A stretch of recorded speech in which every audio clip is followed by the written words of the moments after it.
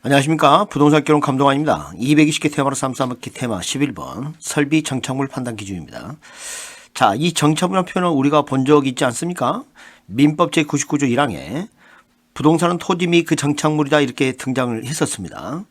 그런데 원래 이건 말이죠. 지금 여기 소개되고 있는 것은 우리나라의 민법상의 정착물이 사실 아닙니다. 그래서 번역을 이렇게 하다 보니까 자, 픽스처를 번역하다 보니까 정착물 이렇게 한 거예요. 그러다 보니까 혼란이 좀 생겼습니다. 그래서 최근 학자들은 이걸 설비라고 번역한 학자도 나타나기 시작하고 있습니다. 자, 그러면 우리의 실생활과 전혀 무관하느냐? 그건 아닙니다. 상당히 뭐 상식적 차원에서도 이해가 가는 그런 내용들이죠. 일단은 뭐 동산 등이 건물이나 이런 것에 하한구조로 부탁되어서 부동산화된 이런 것들을 이제 굳이 이야기한다면 픽스처, 정착물 이렇게 이제 번역을 했습니다. 그래서 그걸 판단 기준으로 자, 물건이 부착된 방법에 있어서 그 판단 기준이 있을 수 있겠습니다. 제거를 해봤더니 물리적 기능적 손상이 있다. 그럼 이거 제거해서는 안 되는 겁니다. 그래서 예를 들면 뭐 아파트 뭐 수도꼭지 같은 거 제거하면 안 되죠. 그래서 이런 것은 기능이나 어떤 물리적 손상을 가져오면 건물이 일부러 봐야 한다. 그런 이야기죠. 그러나 뭐 제거해도 상관없는 게 있지 않습니까? 사진의 액자 뭐 이런 것들 어떻습니까? 그림 같은 거 이런 것은 제거해도 괜찮죠. 물리 기능적 손상이 없으니까. 자, 그다음에 이제 두 번째 판단 기준이 있습니다. 물건의 성격입니다. 특별히 고안되거나 항구조 설치 의도를 가졌다.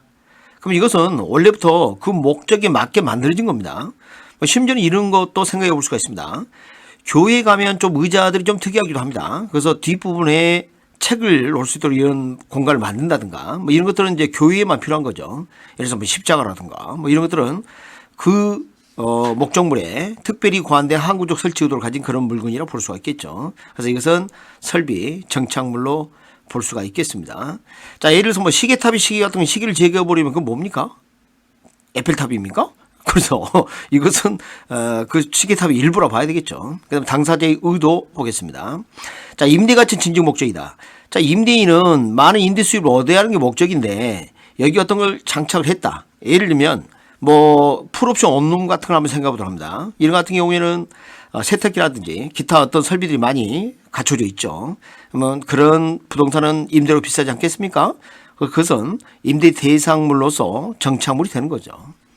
그 다음에 이제 거래 당사자 관계로 판단할 수도 있습니다. 자, 임대인이 대기 설치하면 이미 살펴본 바와 같이 임대가치 증식 목적인 경우가 많죠. 설비 정착물로 간주되는 게 대부분이고. 자, 임차인이 설치하는 경우에는 임차인이 편의를 위해서 설치한 것들이 좀 많습니다. 예를 들면 뭐 커튼이나 블라인더 뭐 이런 것들은 나중에 이사갈 때 돼가지 않습니까? 자, 그래서 이것을 번역하기를 임차다 정착물 이렇게 해놓고 정착물이 아니다 또 이렇게 설명을 다하는 책들이 많습니다. 참 아이러니죠. 그래서 이것은 설비라고 번역하기 좀 더 저 개인적으로는 바람직하다고 봅니다만 여하튼간에 이것은 건물의 일부라 볼 수 없다 이렇게 보시면 되겠습니다. 자, 여기까지가 픽스처 설명입니다. 자, 최근에 이제 관심 가는 게 좀 있습니다. 여러분 좀 아셔야 되는데 자, 토지로부터 독립 여부 이제 출제가 최근에 됐거든요. 여기서 말하는 이 독립은 뭘 말하는 걸까요? 법률적 독립을 말합니다. 우리가 생각하기에는 독립됐다 그러니까 토지로부터 떨어져 있는 걸 말하는 거 아닌가 이렇게 생각하는데 그건 아닙니다. 정착물이에요. 그러니까 토지를 떠나서 존재할 수 있는 물건이 맞는데 법률적으로 독립된 물건으로 볼 것인가 이런 거죠. 자, 건물 드디어 나왔습니다. 건물은 등기를 따로 한다는 거 우리가 한번 들어본 적이 있죠. 등기에서 공시가 되고 토지로부터 언제나 독립됩니다. 그러니까 여러분이 예를 들어서 단독주택을 구입하셨다. 그러면 토지와 건물은 등기부 각각 구성되어 있죠. 그래서 사실은 건물만 또는 토지만 거래할 수도 있는 겁니다. 그 다음에 이제 동그라미 2번에서 살펴볼 이 항목들은 약간의 절차가 좀 필요합니다. 그래서 임목. 자, 이 수목, 집단, 임목 이렇게 하고요. 특히 임목에 관한 법률에 따라 소유권 부호전 등기를 해버리면 자, 방금 뭐라 했죠? 등기를 했다고 그랬죠?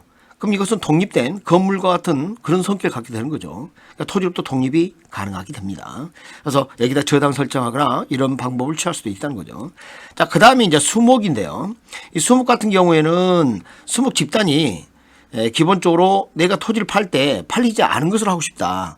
방법이 있습니다. 물론 요 니은하고 디귿 미분리 과실도 유사한 방법을 취하는데 명인 방법이라는 게 있습니다. 밝을 명자와 요 인식하다는 뜻이죠.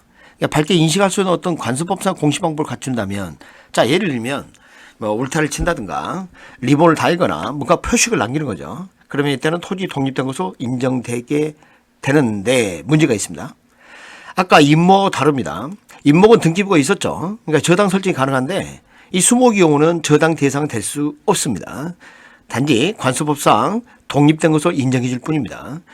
바꿔야 하면 토지를 매각했을 때 팔리지 않은 것으로 할 수 있다. 이런 이야기죠. 그 다음에 과실 중에서는 미분리 과실입니다. 여러분 분리가 돼버리면 그건 동산입니다. 그럼 미분리 됐다는 것은 나무에 지금 달려있는 거죠. 그런데 나무는 팔리더라도 이건 팔리지 않은 걸 하고 싶다. 이거 할 수 있습니다. 그러니까 명인 방법을 또 갖추면 되는 거죠. 그러면 토지로부터 독립될 수 있습니다. 예를 들면 뭐 과일을 뭐 종이를 싸서 번호를 매긴다든가 이런 방법을 취하는 등 여러 가지 방법이 있겠습니다. 자, 그 다음에 이제 농작물입니다. 이 농작물 참 조심해야 합니다. 최근에 얘기에 출제가 됐는데 우리가 권원에 의한다, 권원에 의하지 않는다 이런 표현이 이제 등장할 수가 있습니다. 권원 그럼 뭡니까? 권리의 어떤 원천 근본이 있다 그런 뜻이죠. 그러니까 예를 들어서 갑이란 사회에 남의 토지를 임대차 했습니다. 그리고 거기다 경작을 했다. 그럼 당연히 임대를 냈기 때문에 그 경작적 소유라는 것은 너무나 당연할 겁니다. 그런데 이런 경우는 어떻게 될까요? 무단으로 경작을 했습니다. 그러니까 토지 소유자로부터 허락을 득하지 않고 이것을 경작을 하게 되면 권원에 의하지 않았다 이렇게 표현합니다. 그런데 주의할 것은 이 농작물은 그와 상관없이 경작자에게 소유권이 있다는 겁니다. 왜 이렇게 봤을까요? 뭐 여러 가지 말을 할 수 있겠지만 가장 중요한 것은 경작이 노력을 가하지 않는 한 이 농작물은 수확물로서 가치가 없는 게 대부분입니다. 그래서 이 수확물을 수확할 때까지 경작자의 노력이 대부분을 차지한다고 보고 이건 언제나 독립된 것으로 봅니다. 이미 봤었던 등기나 명인 방법을 따로 취하지 않더라도 누구 것으로 본다? 경작자에게 있는 것으로 봅니다. 상당히 주의 좀 해야 되겠죠. 자, 여기서 이제 착각을 좀 하는 경우가 있습니다. 그러면 남의 토지 내 마음대로 경작이 되느냐? 그런 뜻은 아닙니다. 자, 그 농작물은 경작자 소유로 인정이 되지만 남의 토지를 사용했기 때문에 거기에 대해서는 새로운 권리관계에 대한 대가를 요구할 수 있겠죠. 그래서 남의 토지는 무조건 내가 경작해도 농작물 내 거라는 것은 인정이 되지만 사용료를 지불해야 될지도 모릅니다. 그런 부분 유의하시고요. 그 다음에 이제 경작의 노력을 요하지 않는 게 있습니다. 이런 것들은 뭐 저절로 생기는 것들이죠. 자연식생이라고 부르기도 합니다. 나무, 단식물, 그리고 다리, 담장, 도로포자 등등은 토지 구성 부분이라고 볼 수가 있겠습니다. 그래서 토지와 항상 일체로 처분된다는 거 그렇게 아시면 되겠습니다. 자, 기본 이론이었습니다. 자, 이제 기출지문 확인하기로 오셨습니다. 자, 정착물은 사회경제지문에서 토지에 부착되어 계속적으로 이용된다. 토지를 떠날 수 없다는 거죠. 자, 이게 17회 때 출제된 지문입니다. 그런데 유사 문제로 계속의 토지에 부착되어 있지 않더라도 이건 안 되죠. 부착되어 있어야 정착물입니다. 그래서 이거 잘못됐고요. 부동산을 토지 정착물 할 때 정착물이 아니라 주택, 상가, 울타리, 경작 수확물, 예컨대 배 이렇게 출제됐습니다. 여러분, 주택 여기에서 건물 부분 독립될 수 있고 사실은 그렇죠? 이제 우리가 이것은 정착물로만 이야기하니까 문제는 없습니다. 그러니까 법률적으로 독립될 때 될 수 있다 그 말이죠. 상가도 마찬가지죠. 건물 부분을 독립시킬 수는 있습니다. 그런데 이제 정착물이라는 것은 법률적 측면에서 내용이 아니라 물리적 측면에서 붙어 있는 걸 의미합니다. 그러니까 여기까지 문제가 없습니다. 울타리까지. 근데 여기 문제입니다. 경작 수확물. 자, 농작물을 수확하면 경작 수확물이죠. 분리된 거죠. 수확됐으니까. 그래서 이것은 동산에 해당이 되는 거죠. 그래서 이게 잘못됐고요. 그 다음에 관련 문제로 매년 경작의 노력을 요하지 않는 나무나 단연식물은 부동 정착물로 간주되지 않는 게 아니라 정착물로 간주됩니다. 따라서 토지를 매각한다면 부동산 중개 대상이 되어서 함께 거래되겠죠. 그 다음에 정착물은 당사자의 합의나 쓰임새 관계 등에 따라 주물 또는 종물로. 이제 종물은 주물이 따르죠. 여러분 이것은 이제 민법에서 다루는 내용과 관련이 좀 있겠습니다. 그 다음에 동그라미 2번. 자, 17의 문제네요. 자, 제거를 했는데 건물의 기능 및 효용에 손실이 없다? 그럼 이건 제거해도 괜찮다는 거 아닙니까? 동사로 취급된다. 그렇습니다. 정착물이 아니죠. 그 다음 이제 세 번째. 다음은 토지 정착물 중 토지와 독립된 것이 아닌 것은 그렇습니다. 여기서 말하는 이 독립은 이미 정착물을 했기 때문에 물리적인 측면이 아니라 법률적으로 독립되지 않은 것은 그런 말입니다. 법률적으로. 자, 그래서 이제 건물 같은 건 법률적 독립이 되죠. 해당이 되고요. 소유권 보존 임목 독립되죠. 구고 또랑 같은 걸 말합니다.